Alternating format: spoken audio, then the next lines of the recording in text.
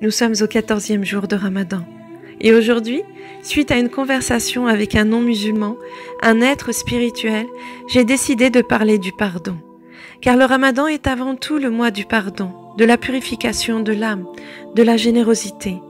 Le pardon est rempli de l'amour inconditionnel.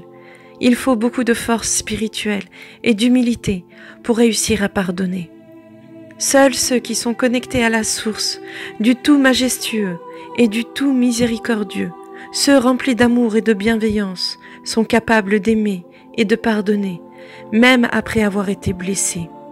C'est une grande sagesse et une grande force que d'aller au-delà de l'ego, de l'orgueil, de la rancune et de la vengeance.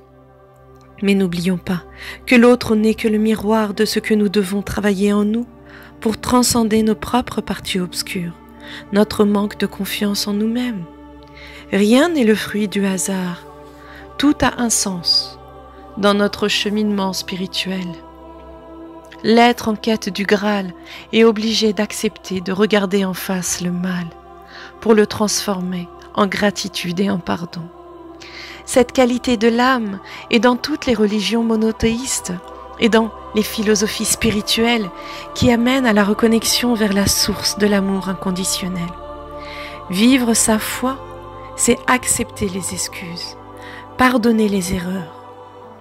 Rappelez-vous le récit de la femme adultère de Jean 8, qui est l'un des plus beaux passages de l'Évangile et qui parle de cette femme pécheresse condamnée par les intégristes de l'époque et qui a été relevée par Jésus, Sayyidina Isa, avec cette formule restée dans nos esprits.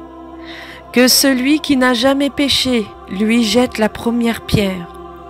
Attention au jugement, car ils sont réservés au divin, à la source de toutes choses, au maître des mondes. Nul n'est à l'abri du péché. Et je finirai par une parole d'Al-Fudil ibn Iyad, qu'Allah lui fasse miséricorde, qui a dit: si un homme vient te voir pour se plaindre d'un autre homme, dis-lui: ô mon frère, pardonne-lui, car le pardon est plus proche de la piété.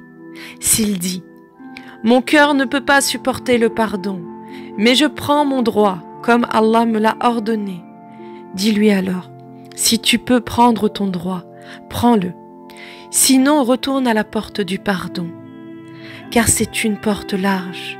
Et celui qui pardonne et se réconcilie, Allah le récompensera. Et celui qui pardonne dort sur son lit le soir, tandis que celui qui prend son droit n'est pas tranquille.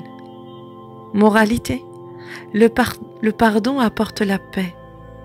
La rancune détruit à petit feu. Gratitude, gratitude, gratitude.